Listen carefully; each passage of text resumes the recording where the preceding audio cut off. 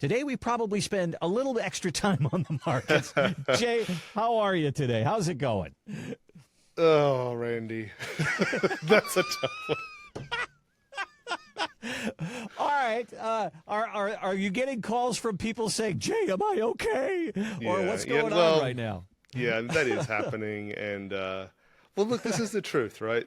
This is when my people need me, right? This is when they really need me. When things are going great, when the market's just going up, everything's fine and dandy. They don't need me. Now is when you need to be there for the people that have entrusted their wealth to you.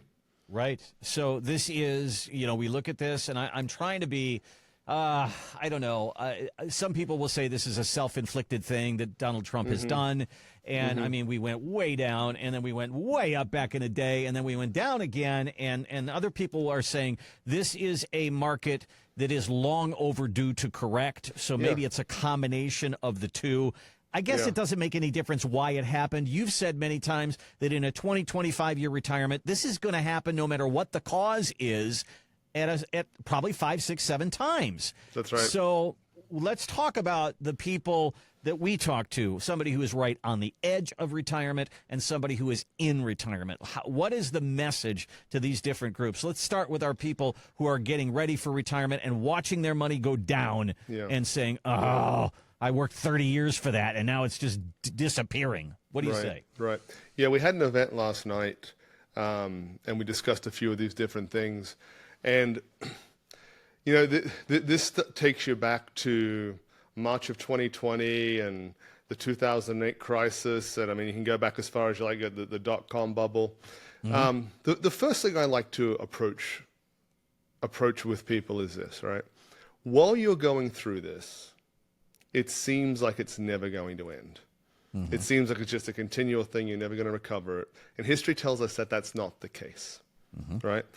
Nobody likes this. Nobody likes watching their accounts go down. I don't love watching my clients or my personal accounts go down. But I also know that I felt this way in March of 2020. And by May or so, we'd recovered, right? I felt this way in 2008, 2009. Took a bit longer, but that recovered as well, right? So let's get to the different groups of people and kind of what they should be thinking. Look, if you're approaching retirement, you're not in that bad a spot. You're lucky this didn't happen the month that you retired. You're still working, right?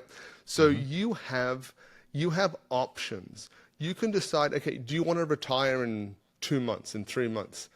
That would be ideal. If you have to go an extra 6 months, an extra 9 months till we get out of this situation, is it really the end of the world?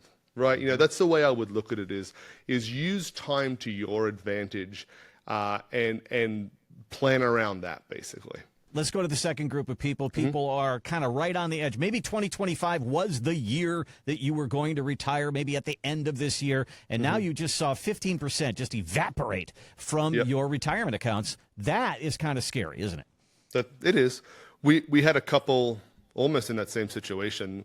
We did a plan review for them a couple days ago, and we had met with them. When did we meet with them? Mid-March. Okay. And the numbers are a bit different now from what they were at mid-March, right? So we had to update everything. And we said, hey, this is not ideal. You were going to retire in July. Let's revisit it July.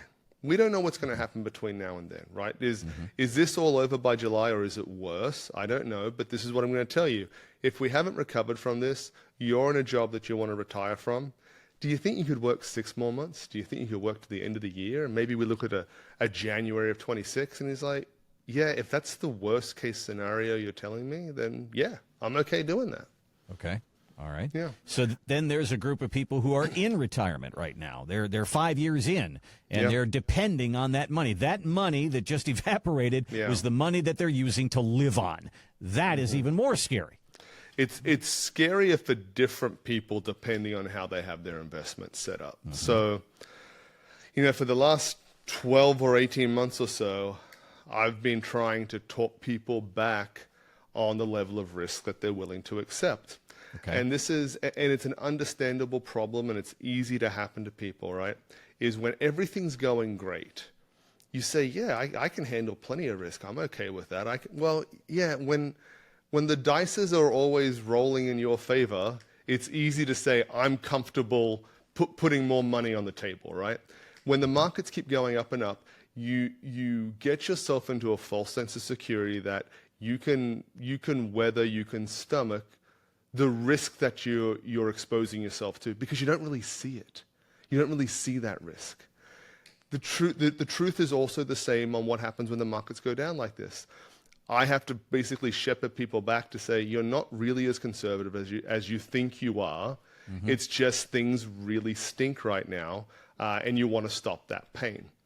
The people that are weathering this the best in retirement are those that have done planning and allocated their assets in a manner so that we have income coming in that is not dependent on the stock market. Got it. That we're able to, and what does that do, right? What does that do when you're able to situate your assets in a way that you have guaranteed income coming in regardless of what happens with the markets? And it doesn't mean you don't invest at all, right? I mean, you do. You just don't do it with all of your money. And the way I describe it to people, most of our clients are late 50s, early 60s. And I had a conversation with a lady a few days ago. Can't remember if she's 62 or she's 63. And she came in to talk because she's unsettled, to say the least, right? Like everybody else is. And we put her plan in place a while ago, and we've got some guaranteed income from her, guaranteed income set up for her. She's got her Social Security coming in. We've got some investments in the markets as well. And she's like, hey, I know I'm okay. I know we planned for this, but can we just walk through it again? And completely understandable. Yeah. And I said, this is what I've tried to do for you, okay?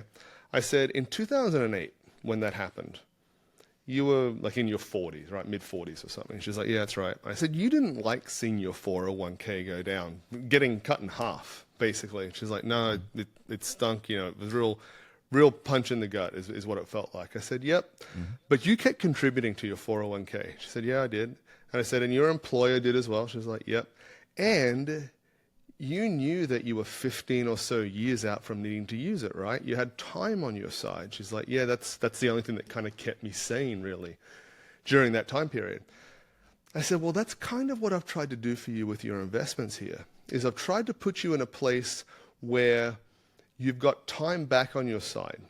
Because if you don't allocate your investments the right way once you retire, you're losing a very valuable commodity called time, which lets you ride out stock market uncertainty like this. I said, we've got you set up so your Social Security is coming in, your guaranteed income's coming in, that's not dependent on the markets, and yes, your investments are down right now, but this is temporary, and the biggest thing is we don't have to sell anything because we don't need to fund your monthly expenses from that portion of your assets. Gotcha. So one of the things that I've heard over and over and over again on financial news is your perspective. And I've been given this particular story. If you were in Las Vegas and you were playing blackjack and the first shoe comes out and you made $500 on that shoe, and then they switch the shoe up and the new dealer comes in, and on the next one you lose $50. If somebody came up and tapped you behind your friend comes and taps you on the shoulder and says, how you doing? You probably wouldn't say, I'm down 50. You would say, I'm up 450. Right? That's right. That's right. So the perspective of look how far we've come, and you're up 200, 300, 400% in the last couple of years, but now we've had this setback.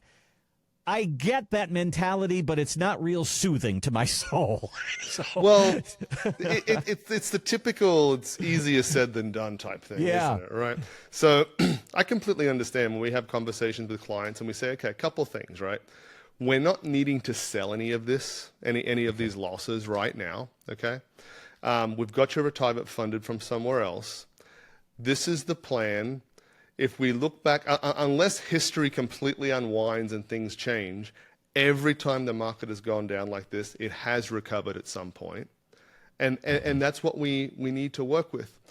I've got an analogy of this in my book, Wall Street's Game, talking about the reason people struggle so much with the emotional side of investing in the markets is because that asset, that investment is priced like nothing else that you are familiar with in the world. Okay? Randy, if you had to sell your house, what do you think you get for it? Just ballpark it. I think they're running between 500,000 and 600,000 now. But what makes you say that?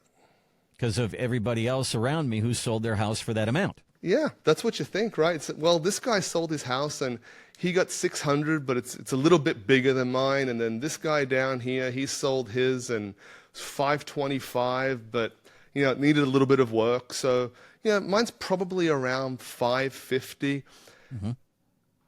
Your house is worth what somebody will pay for it. Okay. Right? Your house is worth, if we take 550, your house is worth 550 if we get it looking nice, we put it on the market, we have a marketing campaign for it, we have a professional representing it, touring people with it, and then eventually, maybe it's a few weeks, maybe it's a few months, whatever it is, you'll get an offer for $540,000 and you're like, yeah, that's pretty close, I'll take that. If you walked out to the street and a random person's walking their dog past your house and you're like, hey, just whatever you want to give me for this house, I'll take it. You're getting $5,000 or $10,000. Right. You're not getting anything, right? Right. Okay. But that's not how it works, right? That's not what you would never do that. Right. It's the same with, and there is not a ticker sitting above your house saying it's worth 5,000. Now it's worth 400. Now it's worth 30 because there's random offers coming in. But that's the way the stock market works. If you own a share of Apple, the pricing that they give you is the instantaneous pricing that you can sell that asset for at that exact time. You don't have to. Would you run out and sell your house to the first person who walked by and whatever ridiculous offer they made you? No way. And if you sell your investments while they're down like this and you don't wait for the opportune time, then you're going to get a bad price.